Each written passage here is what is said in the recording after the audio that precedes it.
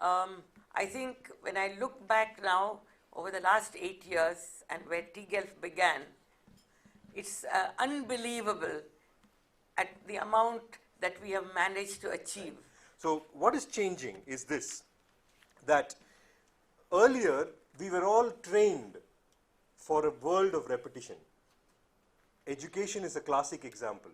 Everybody sits in the same classroom, somebody is giving you the same knowledge. Everybody used to become bankers and bank tellers and all of that. What has happened now in the last 10 years, everything has moved to everyone contributes. It's no longer a job of repetition. Factories, right? You take any factory. Today, how many people work in factories is much lower compared to the number of robots which are performing repetitive jobs. ATMs are a classic example. Everything which is repetitive is getting replaced. So all I want to say is that the time is now. You're all taking a bold, brave decision to be the leaders of the future. You can cause mindset shifts. Don't stop till you're able to cause a mindset shift. And it's very much possible to cause that sort of framework shift in people's minds and in society. Thank you very much. But you know what? Even though people was then telling me, oh, you're so smart, you're so great, you're doing all this stuff, I never lost sight of what it was to be that kid and that sense of isolation. And it dawned on me that, yeah, sure, I had worked hard and I was reaping the rewards of that. But you know what? I had an opportunity. And I still remember what it felt before Mr. Burns stepped in my life, and I remember what it felt afterwards. And I had access to that fantastic teacher that gave me the opportunity so that my hard work would result in something more. And I thought there must be millions upon millions of children around the world who, both in Australia but around the world, who are far more talented, hardworking than I am, but it might be because of a lack of a 13-cent vaccine, it might be because of a lack of education, quality teachers like Mr. Byrne, but they would never be able to achieve their dreams. And to me, I thought that was a crying shame. And I was like, that's what I want to, that's my why, that's what I want to improve, that's what I want to work towards. Knowledge that can be applied to big societal, scientific, global challenges. Having knowledge of diverse peoples who must work together to solve problems of health, human dignity, and sustainable communities. Second, develop strong intellectual and practical skills, especially the capacity to deliberate and reason together across differences of many kinds. Test solutions and discover what works. Third, develop your sense of personal and social responsibility. Ethical reasoning and action, intercultural knowledge and engagement, perspective taking, and the capacity to work with people and communities different from your own.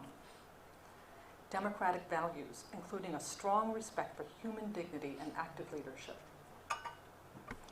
And finally, weave all together in applied ways, applied learning. Place the strongest value on the demonstrated ability to apply the knowledge that you've gained. Develop a sense of responsibility to complex problems and challenges. And finally, I would encourage you to keep looking forward to the world that you are inheriting and learn the language of those who came before you. While you're looking back, know who's coming up behind you and what kind of world are they inheriting. What pathway are you inheriting and what pathway are you creating? And use your gifts to construct a society that you would be proud to hand over to the next generation. And you're going to face obstacles, and obstacles are what you make of them. And I hope that what you could visualize from my original story is that there really is no such thing as an obstacle. There's only something that you need to get around, or over, or under, or straight through. Amongst the many essential things I found in life was to become a better human being. So irrespective of your achievements, be it in terms of finances, be it in terms of status, or in any other manner or way, I think the most essential part is how, while overcoming those challenges that you have in your life, you can become a better human being.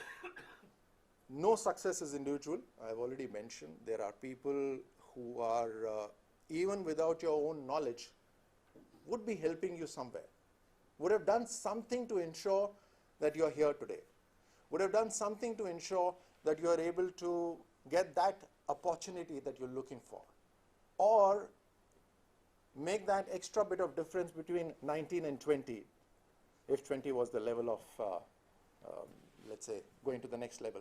So there's always people who are visible or invisible who are helping you. And therefore, whenever you come into a position where you can do something, you must do for the whole community and society and friends and people. So remember that in your life. Have fun, do a lot of masti, do a lot of badmashi, keep your mind sharp, find your own passions in life.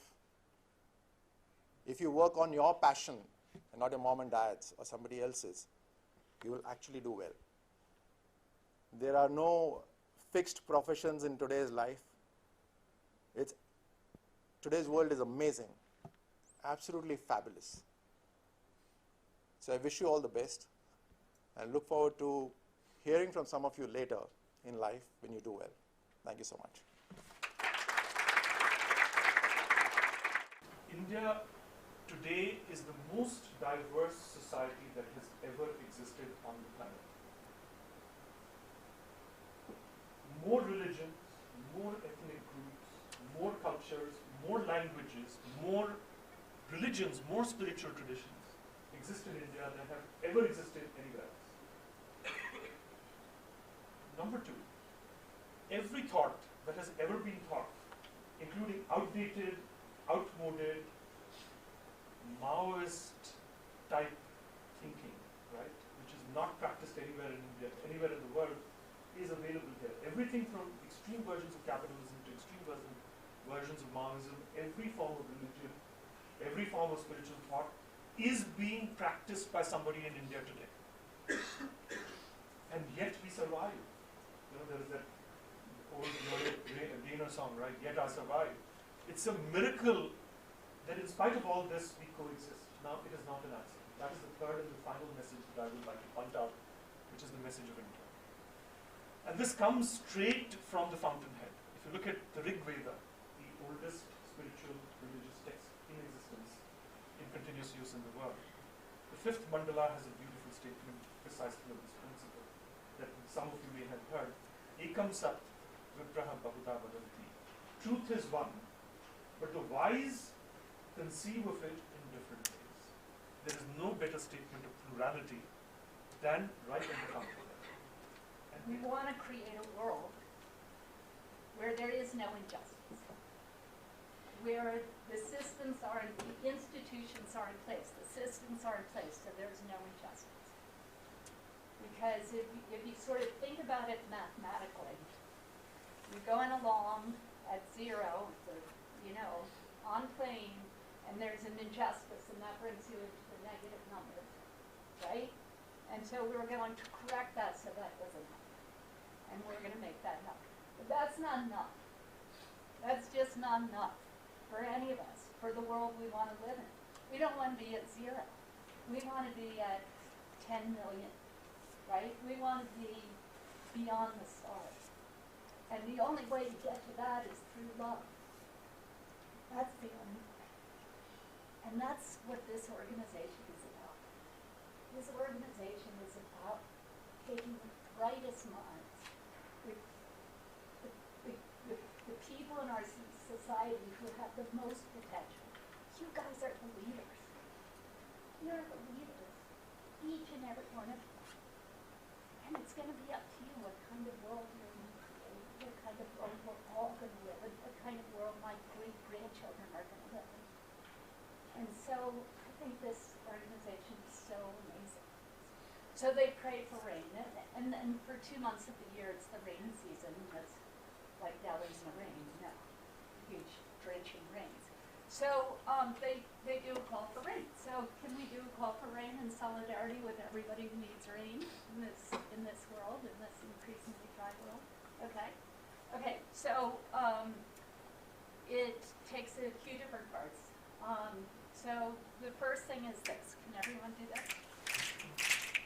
Okay, great. You're good at that. Now, this a little clap, not too loud. Okay, that's good. And then the next one is up here. Okay, great.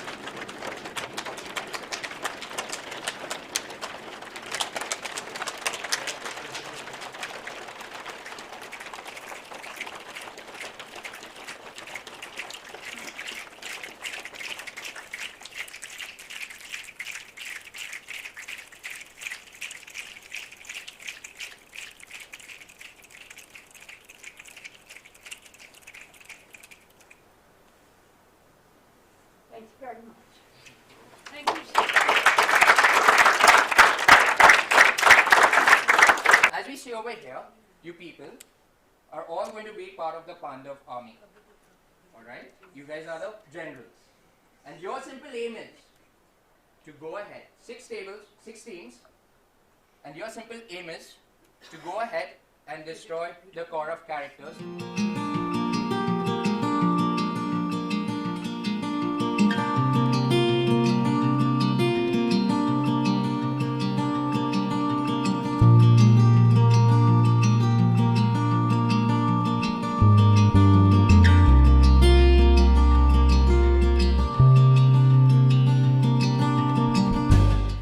So we work with individuals from the point of them developing an idea, and we support them through the duration of turning that idea into an organisation. So people come to us and they don't have all the answers, but they've got a real determination to make something happen, and they've got an entrepreneurial quality that we see in them. Social entrepreneurs are people, who actually, solve social problems by combining business models and create solutions which otherwise the market has not been able to, bring a solution to. And that's where social enterprises gain importance. And in an Indian context, this is increasing by leaps and bounds. We need to all understand fundamentally what we are trying to do. These branches are the fellows. So who are the fellows? As the fellows join, they will each curate a branch of this tree. So the fellowship program that starts, this leadership program, we will train all the people that join us in each of these branches. Give them exposure to each of these branches, so they understand the overall architecture of the tree. After that, each one will take a branch that they like. Someone's interested in business, we will train them in business. Someone's interested in public service and politics, we'll train them in that field to the best of our ability. And every year it's going to get better and better and better.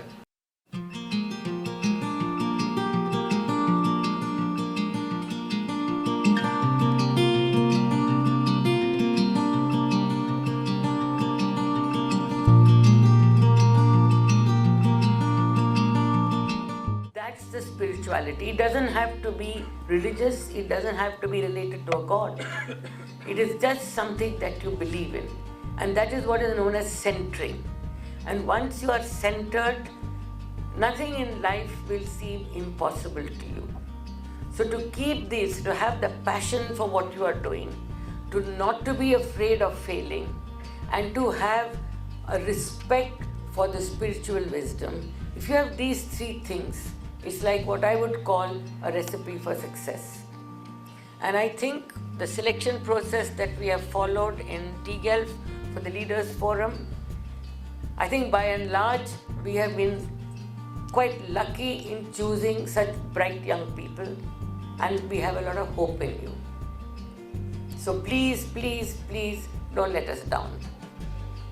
And goodbye, enjoy your evening wherever you are going, and see you all again soon. Thank you very much.